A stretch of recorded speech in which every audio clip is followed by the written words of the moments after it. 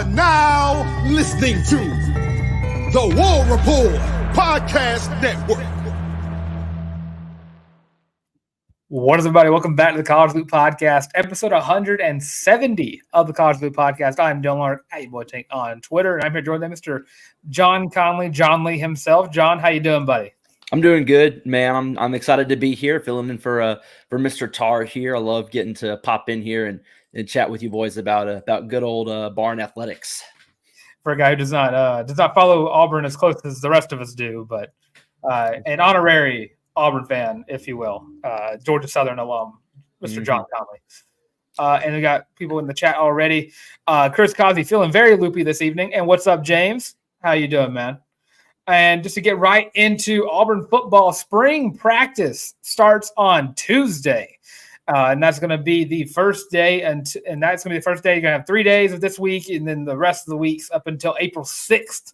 Which is going to be the annual 8A game, which if you are a sicko like me, you are going to be there in attendance. Hopefully the rain stays away because my girlfriend says that she will not be attending if it is raining again. So let's pray for good weather on 8A. But just to get right into it, John, I had you make a little list of some players that we are expecting to break out during the spring cycle. So I'll let you go ahead and kick it off with one of your guys. Yeah, so the first guy that I have here is Jaylin Lee. I really think that with all the guys that you're having leave in that secondary, whether it's to the draft or otherwise, it just really opens up an opportunity for pretty much anyone to get in here and get those reps and get that opportunity to really progress and get up in this lineup. And I think Jaylin Lee's a guy that can just come in here. And I mean, if he has a good camp, especially with a lot of these young receivers coming in, like he really has a chance to show up and show out and can just really progress through and potentially could start going into the next season. Yeah, Jaylin Lee, a guy that I think a lot of us can agree. We were very hyped up on him. I know Tar is probably one of Tar's favorite players from that last recruiting cycle, flipped from Ohio State as a defensive back. So a lot of huge pickups from that class, and Jaylin Lee definitely one of the best ones to come to Auburn. And the guy I'm going to go with, and it's going to be a theme for mine. It's all class of 2024 guys, both transfer portal and in the recruiting cycle. Stick with defense here. I'm going to go Laquan Robinson, the JUCO product who committed to Auburn in this class as well, and a guy who I look at as a starter day one. What he adds to Auburn in the secondary as a safety is just outstanding. He's going to probably be playing that strong safety role, what we've seen Zion Puckett and Smoke Monday play, but he can do what they can do and more, because I don't think I'm going to be looking at Laquan Robinson very much this season and think, dang, he blew that coverage. Dang, he missed an assignment. Zion Puckett, on the other hand, I definitely had a lot of moments during the season where I thought he did that. Smoke Monday as well. But Laquan Robinson, he does exactly what those two can do at the strong safety position, but as another level with the coverage aspect of it. Yeah, no, I like that pick a lot. I think this secondary is going to have such a different look, and I think for the most part, it's going to be in a very positive way. I think the guys that you've brought in over the past 2 years, last year's recruiting cycle and then this year's recruiting cycle and transfer cycle, I really think that you're going to have a really strong group that not only is going to be a strong group, but they're a strong group that's going to get to kind of grow together, right? They're going to be here for a few years. And so that's what I'm really excited about with the secondary group. But for my next pick, I'm going to move up the line. And I'm going to go with defensive, one of our transfers here, Gage Keys. I really think that he has an opportunity to come here as a transfer, and just with his size and his power from Kansas and the way that they ran their defense, just being able to really kind of get through. And I think he'd be really, really strong against the run. I'm excited to see kind of what happens in camp. You have a whole plethora of new defensive linemen coming in. So just seeing what he can do to kind of separate himself from the bunch is kind of what I'm really excited for. Yeah, Gage Keys alongside of Trill Carter, two of those big boy transfers coming from the Big 12. Gage Keys, the guy I think will probably come in probably after Trill on the depth chart, but definitely a guy I think is going to be part of that rotation, because when it comes to defensive linemen and offensive linemen, you have to constantly rotate those guys in and out. And I think Gage Keys is definitely going to be a huge pickup, and a guy I'm really looking forward to watching and see how I love watching guys from other conferences come to the SEC and kind of see how that shift goes into play. I know the Big 12 not Defensively, probably not too different from the SEC in some aspects, especially the defensive line position. But it is a lot of fun to see how those guys react. But another guy I'm looking at is DeMarcus Riddick, the freshman out of Chilton County, 4-star, as a guy, just athletic monster of a linebacker. Can do anything on the field. I know it's about Laquan Robinson, but that's what happens whenever you recruit 2 athletic dudes. I think he's a guy who can compete for that starting job right away. I know Eugene Asante is pretty cemented in that role, but Austin Keys, I think that if he doesn't stop DeMarcus Riddick, I think what he offers already as an 18-year-old at Auburn University, I think that pretty much sets in stone that, this recruiting class is going to be huge for years to come, and I think it starts right there with a couple other guys on the offensive side of the ball, but also DeMarcus Riddick for defense. One of my favorite parts about DeMarcus Riddick and a lot of these linebacker guys that we got here is that they are sideline to sideline type players. They can start on one side of the field and be wherever the ball is on the other side of the field. They are athletic. They are freakish. And DeMarcus Riddick's just kind of like the epitome of that, right? He's super, super quick, very athletic, had 7 sacks, I think, this last year. Just played really well. So I'm excited about that too. I like that pick a lot. For me, I'm going to go on the offensive side of the ball here for my second pick. I'm going to go wide receiver, and it's a guy from my alma mater's rival school here up in Georgia, up in Atlanta, with Robert Lewis. Robert Lewis is really good. I really like his route running ability, his ability to separate, get the ball. He tore us up the past 2 years at Georgia State. Now, the final score of those games did not reflect that, but he plays very, very well. He's very quick. He's a guy that I could see with you getting a few of these freshmen in. I don't know that he's going to be some, prolific, game-changing type guy, but he's definitely a dude that you could see could impress early in spring, especially when you don't have, a couple of your guys coming in yet until the summertime. So just utilizing the springtime to really kind of get yourself established. You've been in college football for a couple of years. It's going to give you a little bit of advantage too over Cam Coleman and Bryce Kane. And so just giving you that ability to go in there. I think he'll have a strong spring. Yeah, and I think I look at all the guys that came in at just the wide receiver position alone. Robert Lewis and I think Bryce Kane are probably the only 2 outside of Dylan Gentry, of course. And this is the Dylan Gentry fan base over here. Mm-hmm. The only real slot receivers Auburn was able to get. I know you brought back Jay Fair, who was Auburn's best wide receiver last year. I would say best receiver, but that was Rivaldo Fairweather. But best receiver out of the slot, just what Auburn was able to do last year with the slot position. I do think Robert Lewis was at another level of speed, which I don't think you were missing with Jay Fair, but definitely helps you not skip a beat, especially with Caleb Burton coming off in that rotation as well. So you got a nice little trio of speedy veteran players now in the league.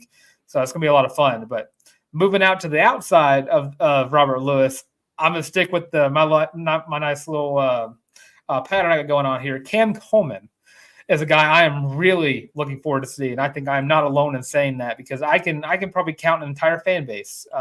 If they were all to raise their hands, it'd probably be unanimous. And the player that they are most excited to watch play for Auburn during the spring. Sadly, Perry Thompson will not be here until the summer, but nonetheless, Cam Coleman is definitely going to be a guy that I'm looking at all the freshmen and it's coming in this class. And I think when you rank them in terms of who is going to have the best chances to start, it's Cam Coleman.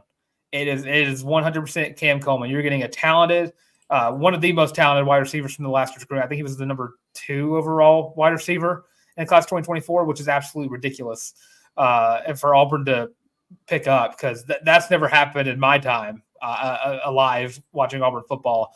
And I've yet to have ever seen a receiver eclipse 4 digits on a receiving year. So Cam Coleman, an athlete of a wide receiver that I am just excited to watch play. His route running, his receiving ability, his speed, everything about him screams, this guy's going to be a lot of fun to watch. And all you can hope and pray is that the game comes to him quick because if it does, we're going to be talking about him from now until the end of his junior year. I so wish that Perry Thompson was able to enroll early too, because just seeing the 2 of them, every single week in spring practice, like even if they struggle first couple weeks, just having the 2 of them out there, getting that playbook down, getting those reps down, that would just be so much fun to watch. But Fortunately, we'll have to wait for the summer for that to happen. But no, I love Cam Coleman. I think Cam Coleman's going to be great. He's just freak. He's an absolute dog. I mean, he's going to be fun. I'm super excited. I'm excited for this wide receiver core as a whole, just kind of getting a whole facelift and getting to upgrades all over the field. It's going to be fun to see. Rivaldo Fairweather was fine. Jay Fair was good. And those guys were fine. But just having these types of athletes on your field, having these types of guys on your team, it's just going to elevate this whole offense to just another level. So I'm super, super excited about that. My last guy here, we're going to kick inside, because I love my offensive lineman. I love my big boys. And we're going to go with Jaden Muskrat coming out of Tulsa here. I like what Jaden Muskrat can do with his size and his athleticism. It's listed as a tackle. I would really like to see him play inside more. I think just with the size and athleticism that he brings, he'd be so good against the run or on the run as a guard. And I think that he has the chance to I think the guard spots there's a little bit of a competition there where you can really go in and impress and have a really great spring. And you have a guy where, Jaden Muskrat right now might be someone that you talk about as being more of a secondary position, be more of a backup and a rotational guard. But he could really, if he performs well this spring, he's a guy that I could see just skyrocket and go into the starting lineup going into 8A. And depending on how he performs in 8A, which 8A is a little flag football game pretty much. But depending on just how this spring goes out for him, I could really see him take strides and perform well going into this fall. Yeah, Jaden Muskrat, a guy who I don't think everyone on the offensive line didn't really have a great year last year. I think that's kind of what happens in the first year of a rebuild. A 1 year rebuild after a 2 year rebuild didn't go well, so the offensive line was not the best. Jaden Muskrat, a pickup that I was excited for when he first got here, but I don't think we saw enough of him last year to really get a grip of what he can do. But Jake Thornton is just he is a great offensive line coach. That's why Ole Miss was very upset to see him go. And I'm going to love to see what he can do with my last guy I have, another transfer from the class of 2024, Percy Lewis out of Mississippi State, a guy you don't have to listen to or watch transfer from over to the SEC level of play.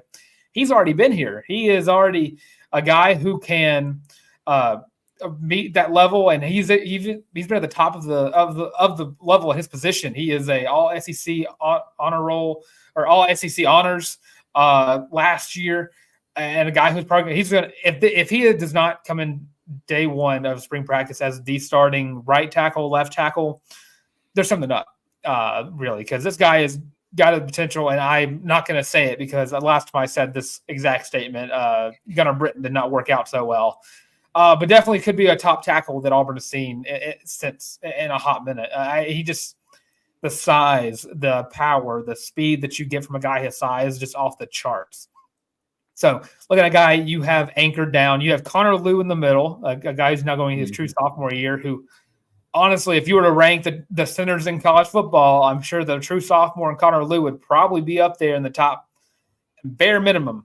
I'm going to sound a little biased, top 10. At that position. But Percy Lewis, you got at least 2 fifths of an offensive line pretty cemented in stone. But you just got to wait to see how Dylan Wade, Jaden Muskrat, Jeremiah Wright, so on and so forth, all these names, kind of see how they all mesh together as well. But yeah, Percy Lewis, definitely a guy I'm looking out for. And then we got a couple of comments and questions about what we were talking about. So let's see. Starting off with Connie. Kind of echoes your sentiment. Robert Lewis is an interesting pickup to Connie. And he is, again, just a speed threat, wide receiver. Let's go to James. I think Scott should move over to his normal position, being Keontae Scott. Moved over from the nickelback position to star or whatever exactly we're going to be calling it nowadays. But moving out to the outside corner. I don't think that I'm for him changing back. I think that with Kyan Lee being your cornerback too, I don't think you have a real guy cemented to take over the role that you're missing out with DJ James or Nehemiah Pritchett both going. So Keontae Scott moving to the outside. I don't think he didn't play bad against Maryland. I think he played very well, but that game overall was just a horrendous look for Auburn football against Maryland at Music City Bowl. I do hope everyone enjoyed their time in Nashville that day, but I did not enjoy it very much on my couch. That was not a fun day for me. And let's see, fellas, with the addition, this is James Barnett. Fellas, with the additions from the transfer portal on defense, how good can this defense be at the moment? I think this defense is underrated. Just my opinion. I think Auburn's defense is underrated every year, just about. It's especially with the additions of DJ Durkin. I know that people weren't too keen on the hire, but what he did at Texas A&M was very good. Turned those linebackers into pass rushers and got a lot of sacks from those linebackers. And, of course, you're bringing in Charles Allen out of Colorado. Not only are you getting good defensive backs, a co-defensive backs coach, but you're getting a heck of a recruiter. And then bringing back Wesley McGriff. And I'm trying to think of all the names on the defense. But the coaching staff that Hugh Freeze has brought in for that defensive like set in general is just ridiculous. I think that Hugh Freeze is doing a lot of good recruiting off the field, but as recruiting coaching staffs are like a whole other monster. And losing my voice there. There we go. And then the last comment we have before we get into rating jersey numbers. Does Perry have a copy of the playbook now? Basically could be doing homework before he gets on campus. I would not know, but I would hope so. But I would find it hard to believe that they would just give a guy who's trying to graduate high school another set of pages to study up on for his final exams. The rest of the guys have already graduated, but we're still waiting for Perry to graduate in May. And now to move on to the last thing of our football news before we get into a couple of other things going on. Got some number changes and finalized jersey numbers for 2024. And what me and Mr. John Conley are going to do here, we are going to go through each jersey change or jersey selection from the newcomers and kind of give a thumbs up, thumbs down ranking or rating of how we think that these jerseys fit on their players.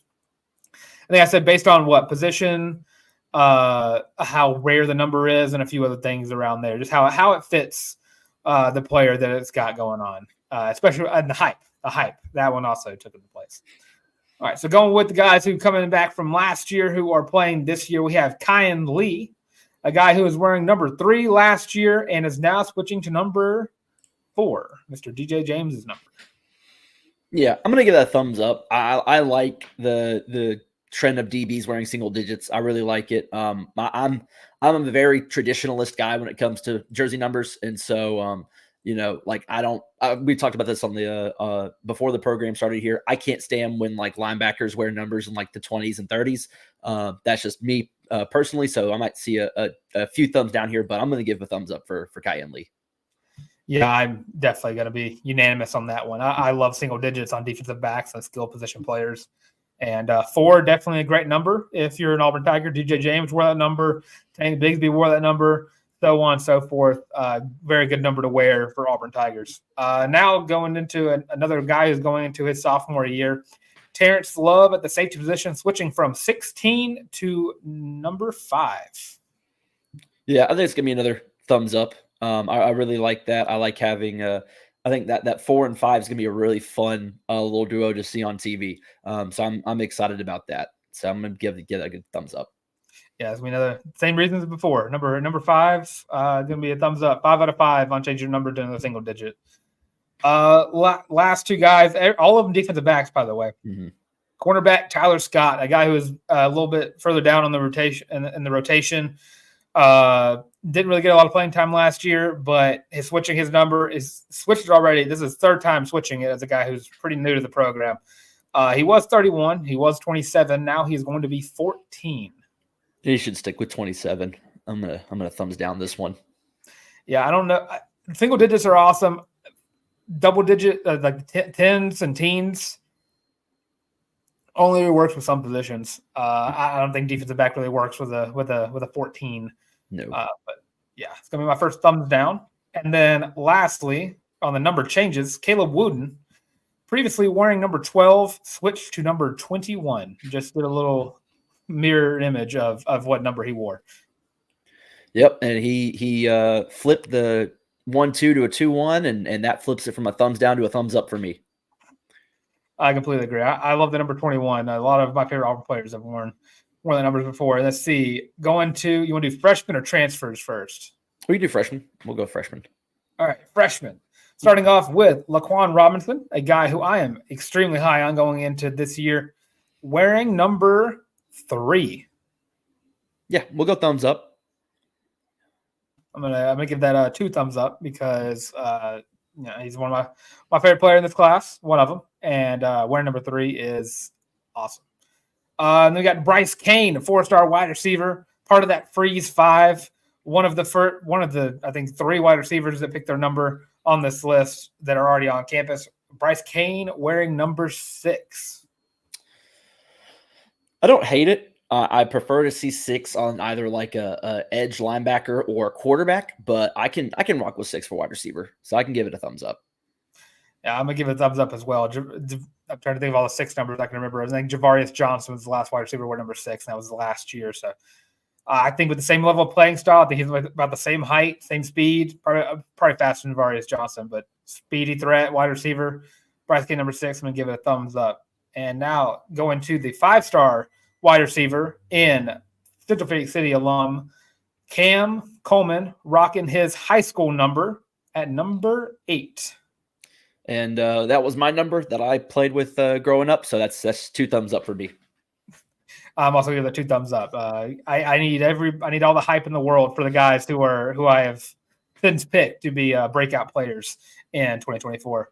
Now going to the defensive line, got another 4-star in Amaris Williams, wearing number 10 on the defensive line. I think he's a defensive end. So we're number 10 on the end. Yeah, I don't mind defensive ends wearing, numbers like this, the 10 through whatever type range or single digits. So I'm going to give it a thumbs up. If it was a tackle, I'm going to swing no. Something about D linemen wearing like skill position numbers is always something I love seeing happen. Definitely going to be a thumbs up for me as well. And then go into the jack position, just the edge rusher position. Got Jamonta Waller, another 4-star. Morris Williams and Jamonta Waller also both flips from Florida. Jack position wearing number 11. Sure. Yeah. Thumbs up. Another reason is the first. Skill position players wearing D linemen wearing skill position numbers, always going to be a thumbs up for me. Now, Mr. Quarterback of the future himself, Walker White, wearing number 11. So this is a pure quarterback number, so it should be a thumbs up. However, I, for whatever reason, have a vendetta against quarterbacks who wear number 11, so I'm going to give it a thumbs down just purely for the number. Is there a reason you're against quarterbacks wearing that number? I don't know. I've grown up with the school over in Athens and guys, quarterbacks who wore number 11. They've just been kind of like, they've been in the hall of kind of good. And so I just like, it feels just like number 11 just has like a stigma to it to me that I don't want to see quarterbacks wearing. I don't think I can quite remember an Auburn quarterback wearing number 11. That comes to my mind right away. I know the closest I've gotten, I think, is I have Bo Nix at 10. The last one that comes to my mind. And then 12 is like Brandon Cox. I don't think I've ever had like a number 11, but I'm all for Walker White. I really wish you could have got his number, though. Number 4 at quarterback would have been pretty sick. Mm-hmm. And then going back to the defensive line, I believe he might be playing interior, but I think he's going to be playing more defensive end.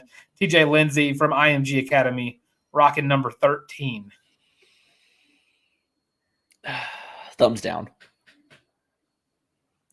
I think I can rock with a thumbs down. I think 13 is a weird number. Yeah. It's a very weird number. And I have Ernest Vaughn down here, white with the sticks, starter number.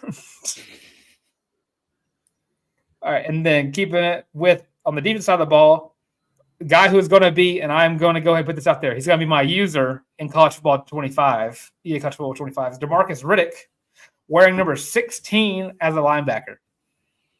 I think he's going to be great, and I think that number 16 is probably going to be iconic if he sticks with it and rides with it for the next 3 to 4 years with Auburn.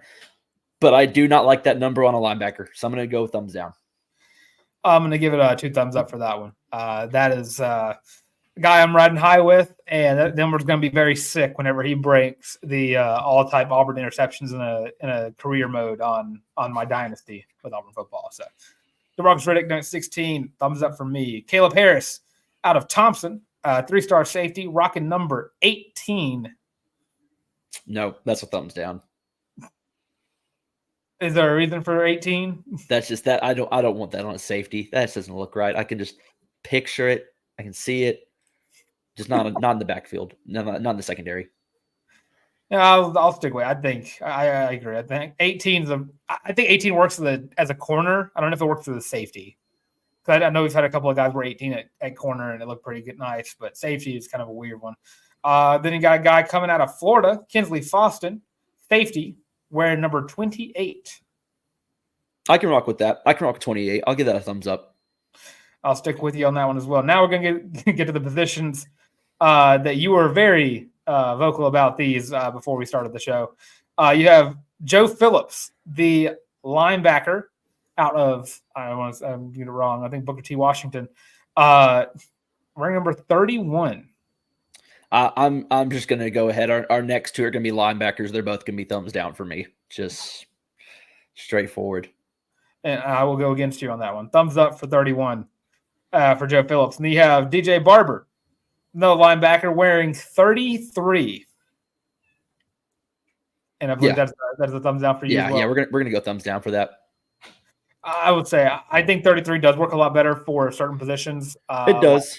I think running back it works a lot for. Will Hastings, former kicker turned wide receiver for Auburn football a few years back, or 33. So 33 has a special place in my heart. So I'm going to give it a thumbs up for that. And speaking of kickers, Towns Magoo out of Auburn High School, rocking number 33 as well. For me, I love when kickers just wear like just absurd numbers. So I'm going to rock with 33. I like it. We're going to give it a thumbs up. I can't go wrong with another kicker wearing 33. Well, maybe Towns Magoo's got some route running skills, and I'm like, well, Will Hastings did. Then you got defensive back Jay Crawford wearing 36.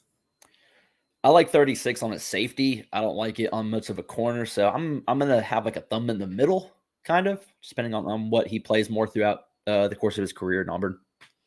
I think the level of play that Jalen Crawford is, I think there's a chance. I think it's like his freshman year number. I don't think that's going to be a number he sticks with. I'm going to give it. I'll give it a thumbs down for right now because I don't think it's going to be the same number he has whenever he leaves. I think there's been a lot of. I think first one coming out is Carlton Davis. He switched his number to 6 for the last couple of years of his career. I think he was wearing like 18 or something. Mm-hmm. But I definitely see this being like that level. Jalen Crawford, I don't believe, is going to be wearing 36 whenever he leaves Auburn in a few years, about 3 to 4, with how good he is. Malik Blockton out of Pike Road High School, defensive lineman wearing 47. No, absolutely not. Yeah, I completely nope. That is a thing I'm going to see on the Dynasty mode in the College Foot 25, and I am going to change his number right away to either a 90s or a single digit. That number is getting changed so quick. You got offensive lineman Seth Wilfred out of Snow College at the JUCO ranks, wearing number 65. I can give that a thumbs up. I like 60s and 70s for linemen, so I'm going to give that a thumbs up. 65 is a weird one for me. I'm going to give it a thumbs down. I understand there's a limited amount of numbers, so a lot of these thumbs down are kind of just like a pain to say, but 65 is just a weird one. It's just a weird number in general. I don't think 65 works in a lot of sports. Yeah.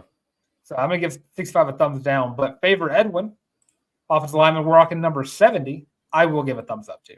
Yeah, I'm going to give a thumbs up to that. I love 70 is just a classic offensive line number. There's nothing bad about it. And then lastly, out of the freshmen, you have Dylan Gentry, the Central Phoenix City star in the making, walk-on wide receiver, rocking number 89. I can rock with this. I like this. This is fun. Like that, to me, that's a fun number to give a guy, especially someone who's going to be a slot guy. That small 5'9". That's a small frame for a jersey number that big. I can rock with that. I like that. That's gonna be fun. I'll also give a thumbs up, but I think it would be a lot better if he was wearing a 20s number. Like that seems so right. Like if it was like a 27 or 26, just rock walking out there when a blowout game. And then last, we got the transfers. We only got a few more left of these. Got starting off with safety Jaron Thompson, rocking number 1 in the backfield. I like that. I can rock with that. That's good. It's going to be a thumbs up for me. I always love the single digits. Going straight to next one, cornerback out of Alabama, Antonio Kite, rocking number 8. Sure. Yeah. Give thumbs up. Thumbs up for me as well. Single digits are always cool, no matter what position it is. Dorian Mousey, the linebacker out of Duke, rocking number 12. See, this is a weird one because I feel like I can rock with 12 as a linebacker. Again, that's like a user number. It's like that's gonna be something. If you're gonna be a star, you gotta wear the numbers like that. I'm gonna give a thumbs up for 12. And then your boy Robert Lewis out of Georgia State, rocking number 14. Yeah, I can rock with that. That's a good wide receiver number. So I can definitely give that a thumbs up. I'm also gonna give that a thumbs up as well. I don't know how he probably felt. I think he wore number 1 his entire time at Georgia State, or he was at least known for his number 1. I can't remember if he started with that or not. But yeah, thumbs up for that. And then you have tight end Rico Walker out of Maryland, rocking number 17 at the tight end position. That's gonna be a thumbs up for me. That's gonna be a thumbs down for me. I don't like 17 as a tight end. Fair point. Wide receiver Sam Jackson the 5th out of Cal, rocking number 18. Sure. For a wide receiver, I guess that's what we're gonna, that's what Sam Jackson's gonna attempt to do here. So yeah, we'll give a thumbs up for that. Thumbs up as well. Percy Lewis, offensive lineman, rocking number 73, which is gonna be a thumbs up for me because I love our tackles wear 73. Yep. I'm gonna rock with that too. And then last two here, I'm just gonna combine these two. Trill Carter out of Texas and Gage Keys out of Kansas, rocking number 92 and 95. Those are big boy defensive line numbers. I'm going to give those thumbs up every day of the week. It's going to be 2 thumbs up from me for the big boys up front because those numbers just absolutely rock. And then that's all we have for football outside of the fact that Auburn is going to be in the college football game. I think it kind of gave that away with how we were talking about that. And, of course, I meant to get pictures of it, but Aubie did get himself a statue this weekend. So huge ups to the 11th-time national champion, Aubie the Tiger. And then before we get to basketball going, I'll let y'all know that if you're watching, thank you for watching live. Thank you for listening in, no matter whatever you're watching or listening to us on. Make sure to like, comment, and subscribe. Leave your thoughts on the numbers. What's your favorite number to wear on an Auburn jersey? Like if you could make one custom jersey, what number would you pick? Because mine would probably be 23. Just because that's my number from high school whenever I played soccer. And I just rock with 23 in every aspect of my life. John, would you pick? You said what was your number? I pick 8. 8's the number that I grew up playing baseball and soccer and other sports with. So yeah, 8's gonna be my go-to. And for everyone who's missing Tar right now, his will definitely be 15. I know that for a fact because that is in every single one of his gamer tags that have 15 in the back of them. Because that's just the number he played with the entire time in baseball. But if you've done all of those, if you're looking for another way to support the show, we have merch. We have a College Loop Feeling Loopy t-shirt, Warport Podcast Network sponsored. By the way, it is the most comfortable shirt you are ever going to own in your entire life. It's only $25. And if you don't want to type in the warport.com, you don't got to. The link is in the description below. You just click that, and it'll take you right to the shirt where you can pick one of 5 different colorways. This shirt is the most comfortable shirt you're ever going to wear, and I stand by that. I wear this shirt all the time. It is constantly in my washer. It is constantly in my dryer. It is never not. It never stays in my closet for more than a day. It is like as soon as it's done, I put it on. And I know, John, you got yourself one as well. Yeah, no, I can definitely attest to it. It's super comfortable. I wear it all the time. It's fun. It's a good shirt. It's a great sleeping shirt. I'll tell you that. Of course it is. It's a great everything shirt. With St. Patrick's Day coming up, we'll see if we can get one in green. But for the rest of the seasons, it just works so well. I wore it on date night for Valentine's Day. It's just the best shirt to wear for every single occasion. Now to move on to Auburn basketball. Auburn shellacked, which is my favorite adjective ever.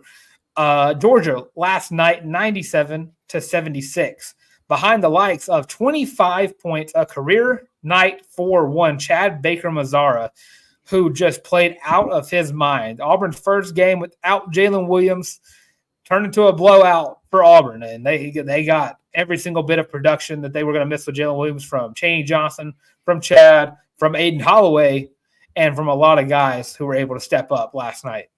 This was exactly, I think, the type of game that they needed coming out of what happened against Kentucky. I think just getting to go in there, they never trailed at any point in this game.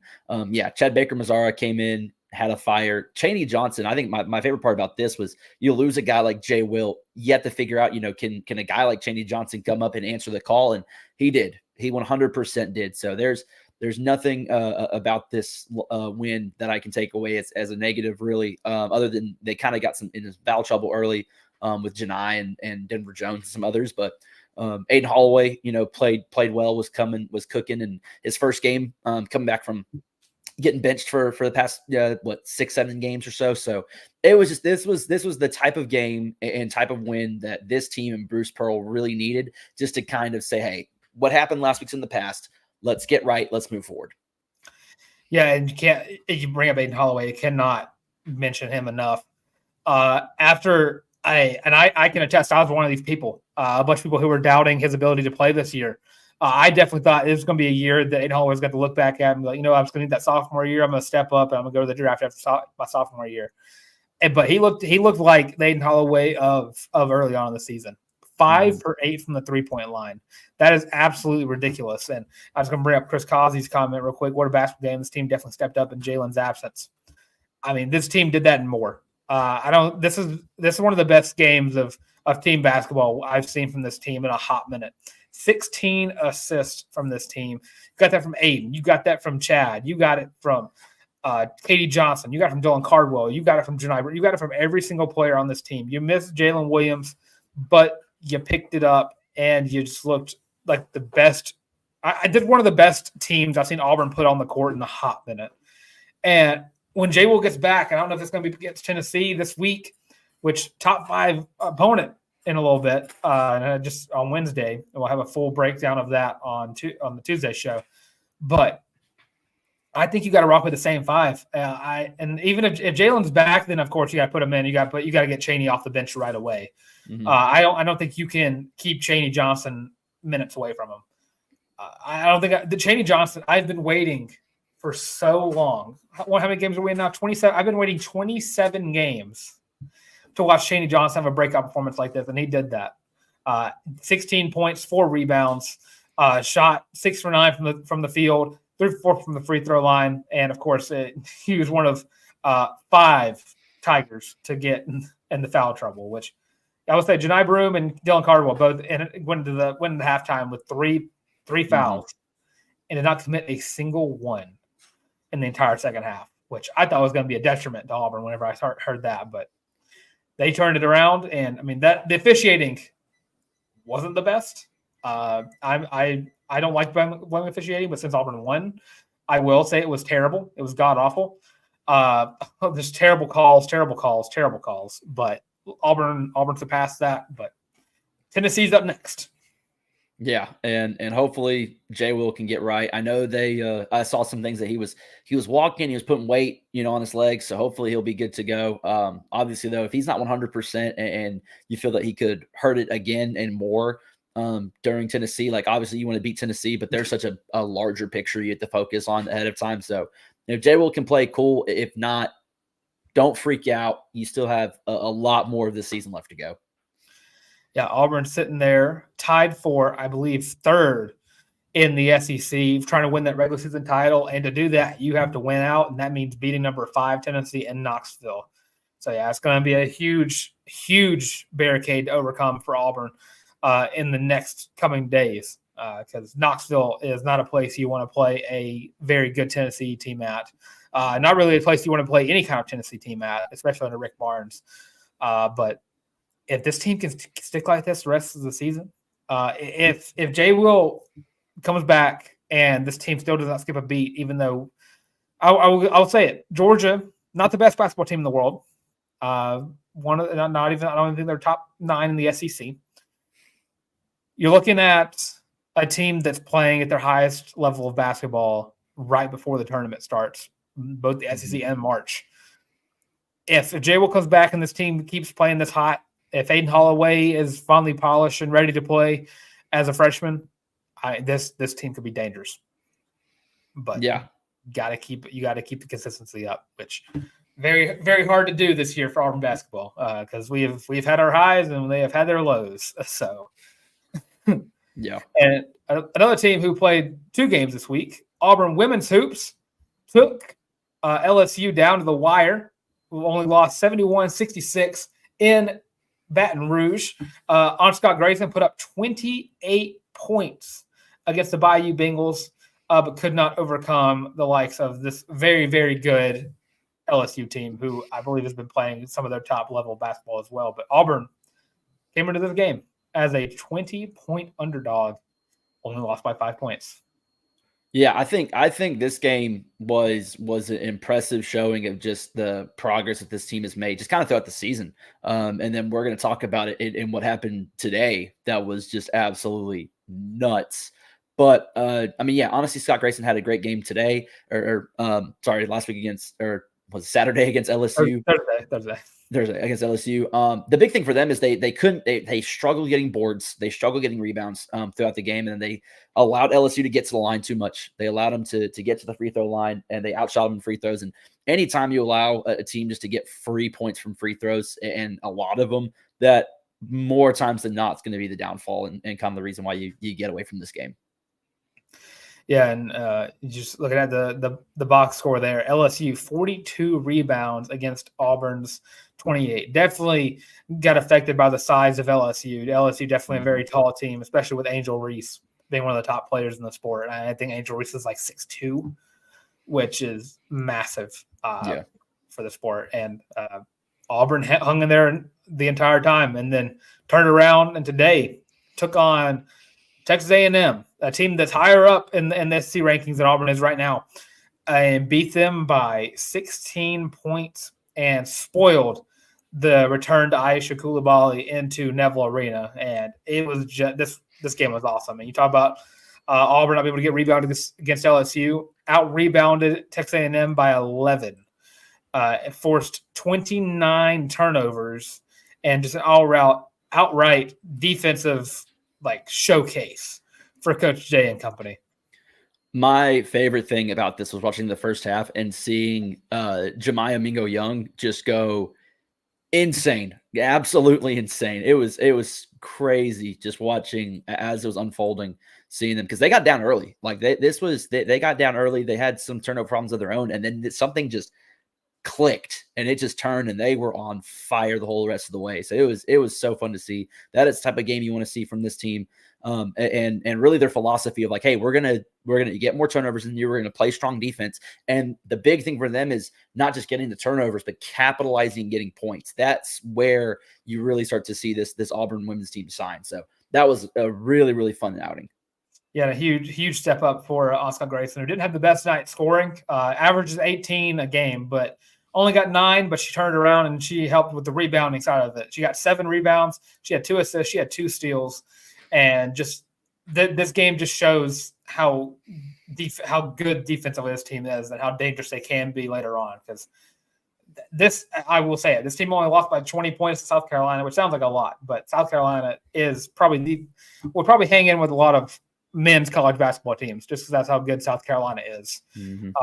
And then went in Baton Rouge, lost by 5, and then took care of business against Texas A&M. Very favorable end of the schedule here for Auburn women's hoops. You have Mississippi State coming up next on the 29th, and you have Florida to wrap up the season. Those are 2 favorable games for Auburn. You're playing Mississippi State, who only has a game up on Auburn, and then you have Florida, who's a game behind. So you're playing in the middle. And if I think Coach Jay can finish that top 10, top 8 of the SEC, which I think top 10 is pretty much locked in, you're looking at a team in Auburn who, and just a college in Auburn at this point, that's going to have 2 teams in that March tournament, which is just absolutely awesome for year 3 of the Coach Jay era. Yeah, it's been fun to see Coach Jay's kind of just whole turnaround of this program. I think her first or second game was against Georgia Southern 2 years ago. And so it was fun to see. And part of that game there was a lack of a defensive type of prowess and emphasis, and they just kind of let a lot of sloppy things get to them. But to see go from that game to 2 years down the road, what they're about to do and what they've been accomplished this year, it's been really, really cool to see. Yeah, so that's been really cool to see Auburn Baseball as well, who are started off the season 5-0, but looks like they might be on the verge of getting their first loss of the season against Virginia. But let's talk about those first two games. Again, first one against top 20 opponent Iowa. Auburn took the Hawkeyes down 7-5 in Jacksonville, Florida, with the help of an absolute showcase from Manners, from Bobby Pierce, from Christian Hall. They just went back-to-back home runs in the 7th and the 8th innings. And, of course, I will say against Iowa, Chase Allsup, not the best day. Definitely, he now had 2 weekends where he has struggled to start off, but also the guy we're still very high on. I think just needs to get right. It's still early on in the season, so a loss isn't going to hurt too much, especially to a team that's number 10 in the country. This is basically a regional in the second weekend of college baseball being back. But against Iowa, Auburn held pretty strong, and the bats were hot.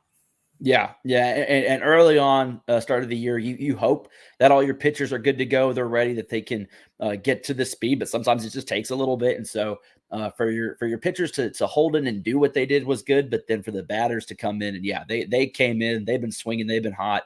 Not just, going into Iowa, but then we're going to talk about it here in a second, what they did to Wichita.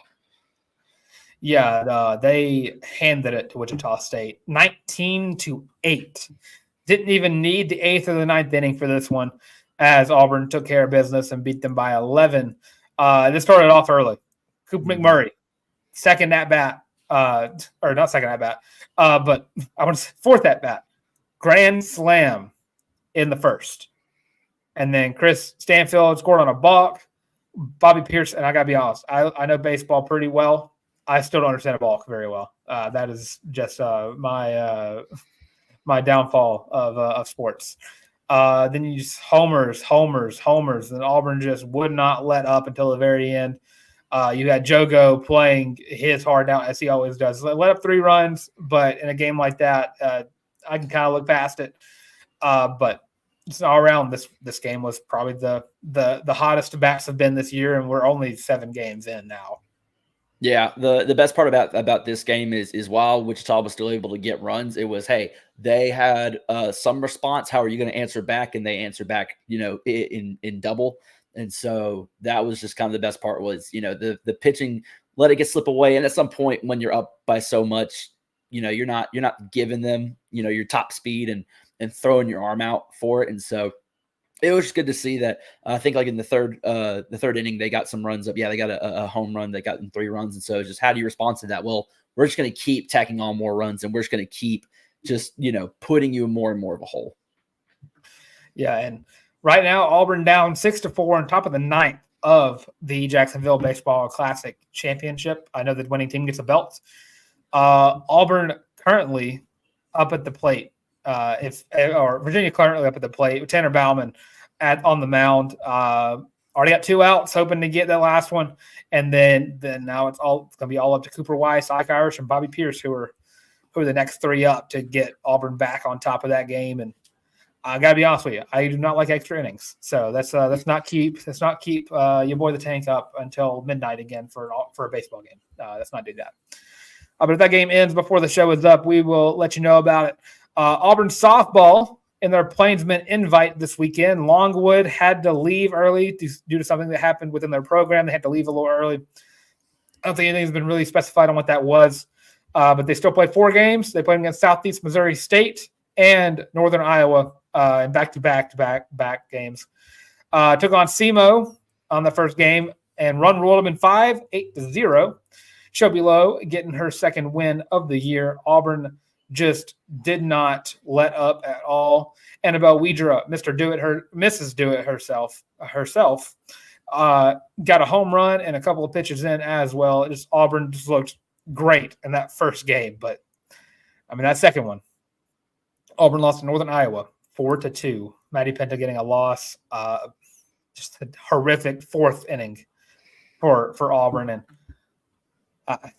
this game had some lasting impacts on the fan base, because from what I've been hearing, people were not very happy with how this game was managed by the coaches. Just having your best power hitters transfer out, and then you go into a game in Northern Iowa where the bats aren't hitting, and you have games like this. Yeah, I mean, a big part of how you get to manage it, I think softball is one of the more difficult sports I imagine to manage as a college coach, because you do play. They've played 4 games in the past, whatever it is, 2-3 days, and so just getting through it. I mean, it's tough. It was a tight loss, but you bounce back again against CMU. We'll discuss that in a little bit, and then I don't know if the score's finished up for the game against UNI. It is, yeah. Okay. So, yeah, but then you had day 2 come out, and you took on SEMO again, beat them 13-5. I had a lot of home runs galore. You had Amelia Leck in the second. You had Nelia Peralta in the third. You had Maria Pinta, little sister of one Maddie Pinta, get one as well, and I believe she scored twice in this game. She had an RBI. She had a ribby in that game. But then you came back against UNI, a defensive matchup. You had Nelia Peralta get an RBI, and then that was all she wrote for the rest of that game in the second inning. Maddie Pinta stepped up. Outside of the fourth inning of that first UNI game, Maddie Pinta had an outstanding weekend for Auburn softball. Yeah, no, this was a good weekend overall, I'd say. I mean, tight pitching for the most part, and just a good solid performance. You hate that your bats were cold against UNI, but that also just can be credit to just the defensive ability of UNI. It's just to play really strong and play really well. So it'll be interesting. It'll be good to see just how they're going to respond throughout the rest of these non-conference plays going into conference play here pretty soon. Yeah, and it's going to be a lot of fun, especially because Auburn's playing Sanford on Tuesday. So that game is going to be a lot of fun. An opponent that always good on the diamond.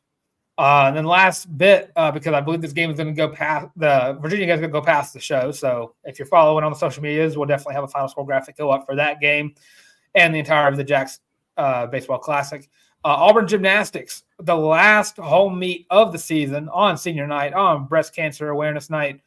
Auburn took down number 13 Missouri by a score of 197-425 to 197, a 425 point deficit or win.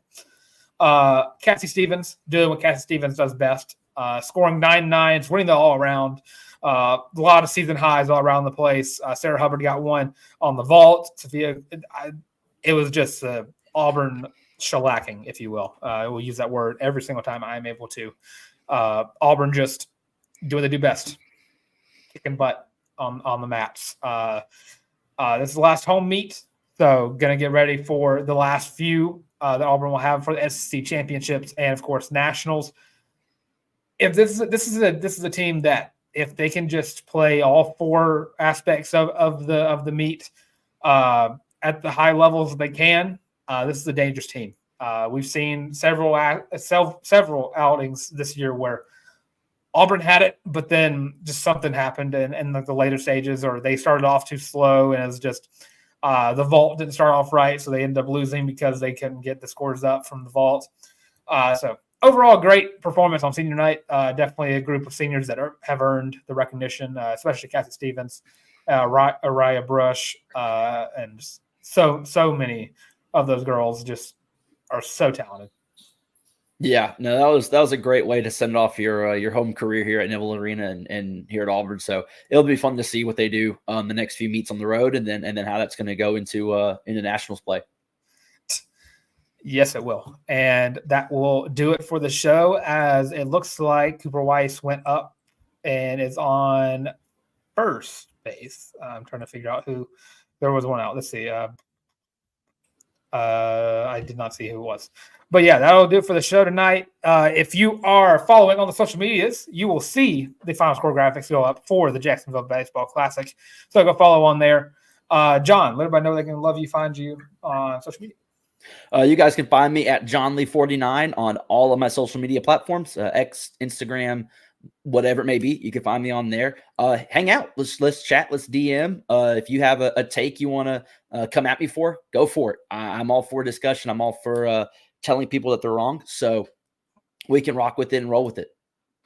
Of course. And John wanted to always say if you were wrong or not. I know firsthand because some of the arguments that we've got into about football. But of course, I'm Dylan Larck, Able Tank on Twitter. That's at YABOY the Tank. It's just right there. Also Instagram as well at Dylan Larck at DYLARCK. And if you're also looking for me on other platforms, you have me on the College Loop, where you like, comment, and subscribe right here. And of course, go follow us on Twitter, TikTok, Facebook, Instagram, the works. All of those at the College Loop visual aid up there, right above Mr. Johnley's head. The College Loop also down there with all the other links in the descriptions. Make sure you get the shirt. With all that being said, if you're tired of seeing our faces, we have the audio version of the show that'll be up as well. But with all that being said, this has been the College Loop Podcast. Thanks for watching.